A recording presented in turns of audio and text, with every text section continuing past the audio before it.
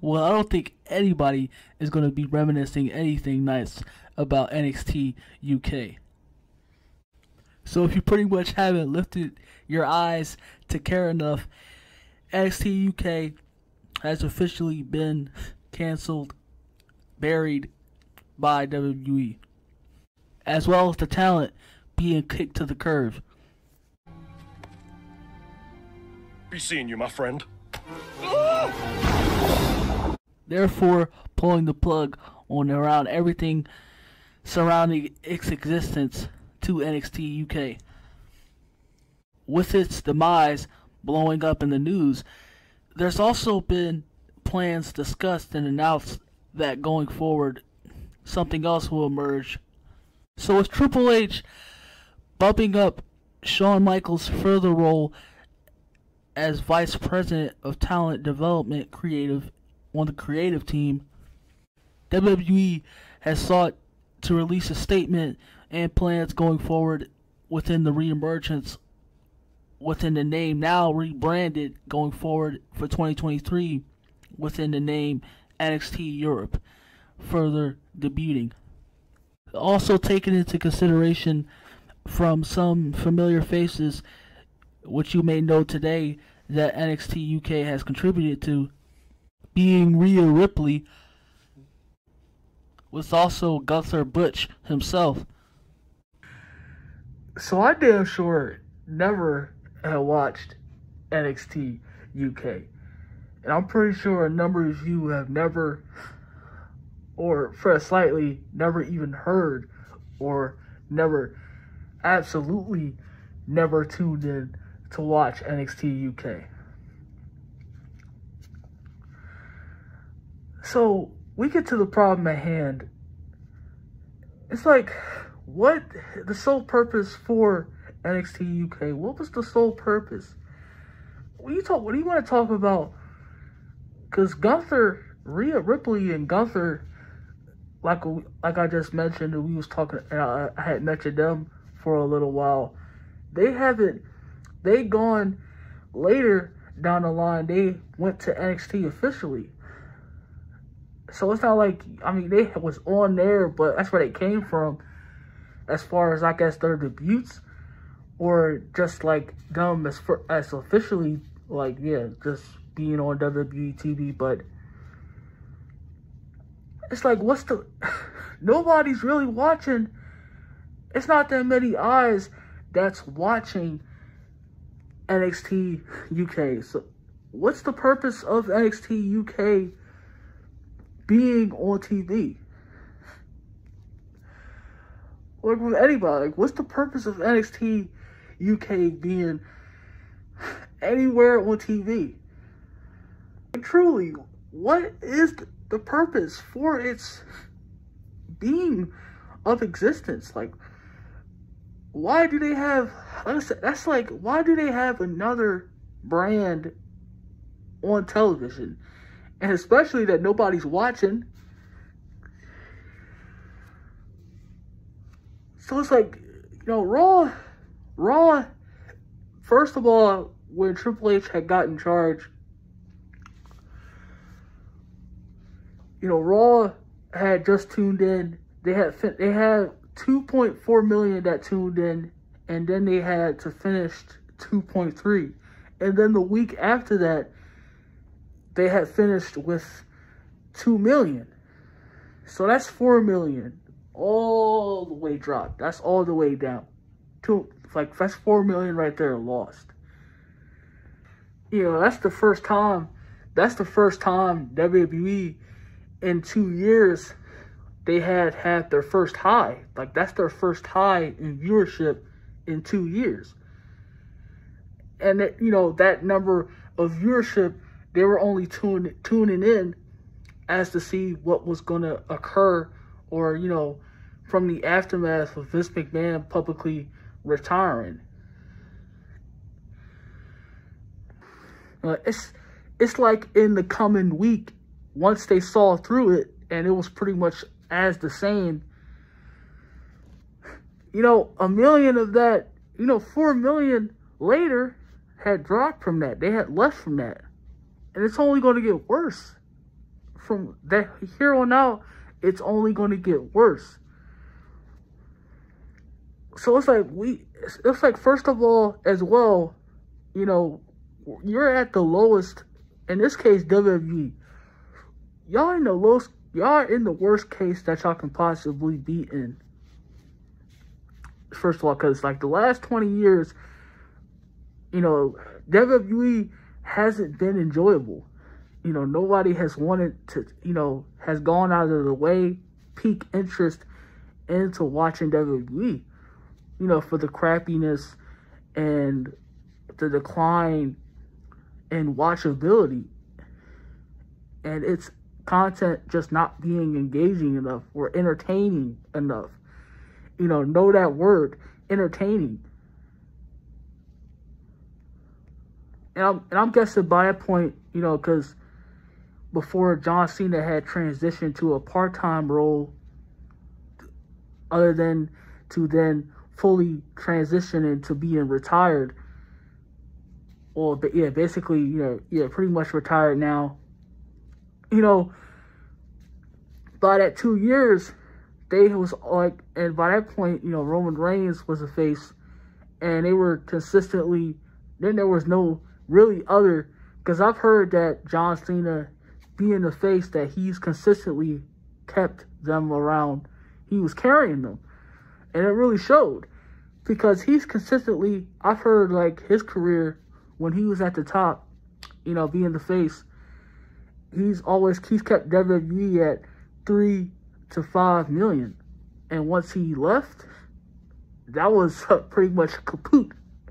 That was like, you know, their loss in a loss mass of viewership. Because Raw, before, you know, what happened with Vince retiring, stepping down, yeah, they were pretty much 1 million. You know, 1.4, barely reaching to 2 million. And then SmackDown with Roman Reigns to 2 million. It's worse. You know, that's shocking. Not improvements. That's, you know, to a point where it's just people are starting to leave. Because it's just first of all, because you have, in so many cases of, you know, not having star power, you know, newer talent, you know, not characters, stories, a lot of things, you know, aspects, things that want to engage people, that get people to engage with your product. You know, to get people to watch. Something that people can enjoy. And it's like, that has been a stagnant thing when it comes to WWE. They've been lackluster in that. And, you know, there's this big hope that, you know, being that Triple H is basically head honcho, you know, it's going to be a return. And that's not the case at all. Because just as Vince McMahon had what he considered, what was, you know, the best thing for WWE going forward, and not, you know, that Triple H had his agenda going forward. That was not in best interest for the company, and not in best interest for the WWE fans.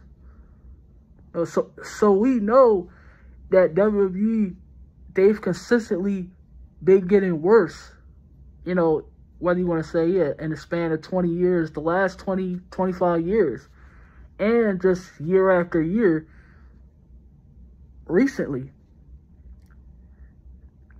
You know, they just hit a 2-year high in viewership. 2 years.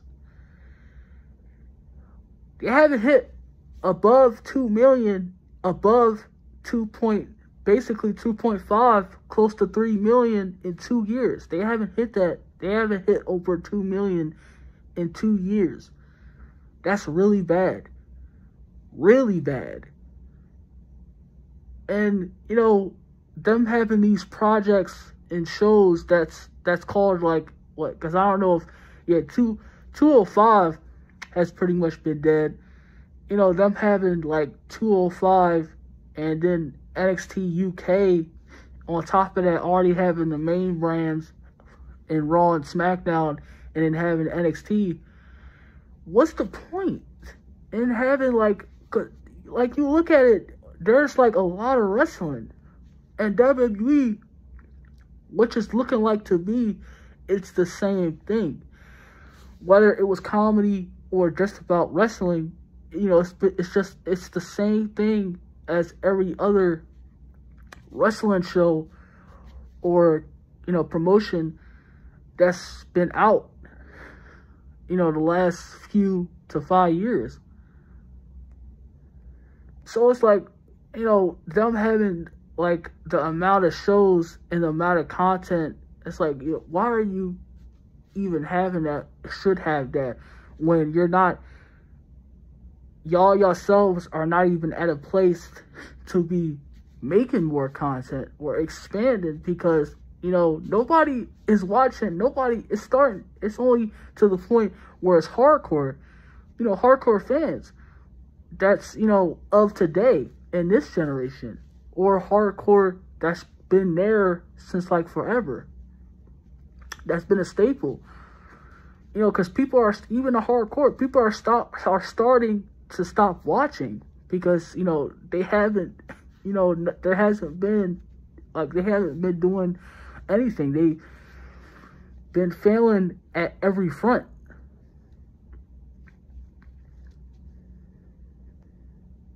You can't have like more content and push out more shows upon of being that you're not getting better. People are starting to stop. Your viewership is dropping. So why are you making it more worse for your teams? Like, why are you making it more worse for yourselves when you know that WWE is at a point where it's getting much more worse, and people are just completely, altogether, inevitably, whether it will be at 1 million or 2 million, all that, it's going to finally start to drop and get into the territory of TNA.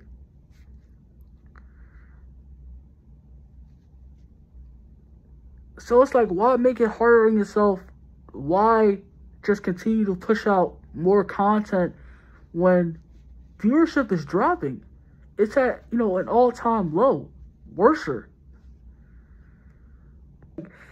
Y'all shouldn't ever believe, don't ever believe, especially the nickel and dime heads on Twitter, please don't believe those utterly jackasses that casuals don't matter. Casuals are a consumer, and you try to push out as much as you want, as much as every bit of dime from everywhere, as much as you can possible, as a businessman, a board. You want to be as successful in the market as possible. The whole thing of casuals not mattering, casuals, they've always mattered. They just tuned in, and they're, most of them, that casuals, just tuned in for their 2-year high. They gave WWE their 2-year high in 2 years. So it's like, saying that casuals don't matter, that's just a tribalistic antic, as far as like trying to combat and make excuses as to why, for them being a groupie and sucking off their company's shortcomings. As a whole, WWE has not been getting good. It hasn't at all. So them, and nobody was watching, no one was watching NXT UK. Not me. Not y'all, not anybody. Nobody was watching NXT UK, which is why they had to scrape it. They dropped all of their talent. They dropped UK, the brand itself, and they dropped all the talent that was within it, everything.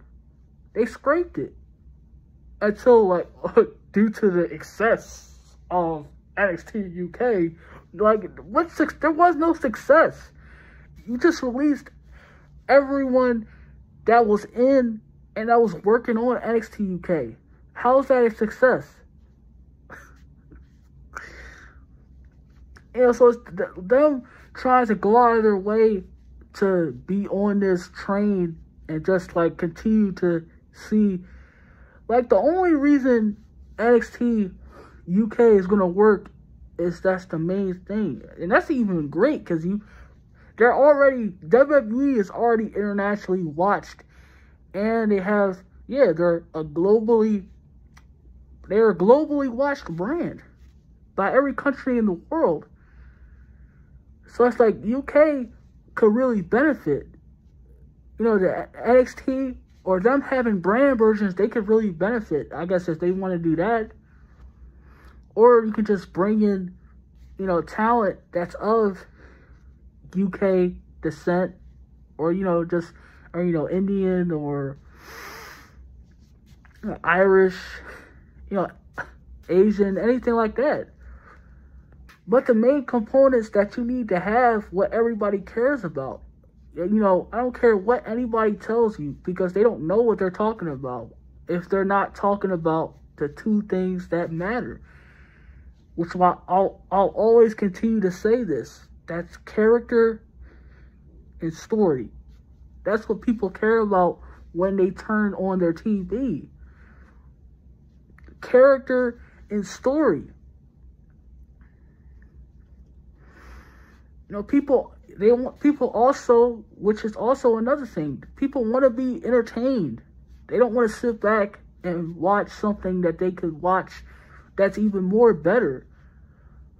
Like NBA. Like, sure that they're at their lowest top, like, you know, NBA and football, but they can pretty much get the same, much more enjoyment out of whether it's basketball, or the best thing right now that's going on is MMA. You know, UFC. So it's like having the same thing that's going on in different properties, having the same type of content that's going on everywhere else. And you're the brand that has the most eyes, that has the most recognition in the global market. So it's like you're only doing a disservice. You're only breaking yourselves down into the dirt by not repping and not doing the obvious.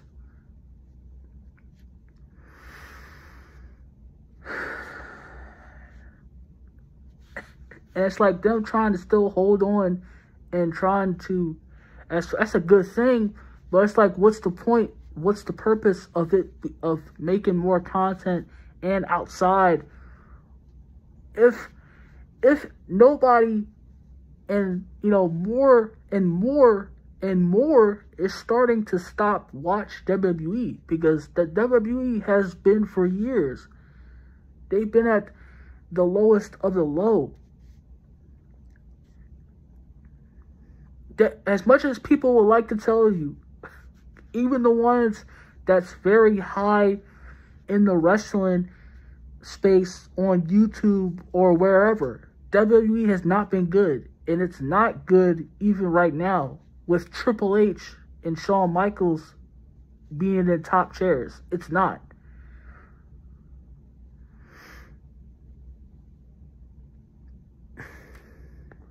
So they know what they need to do.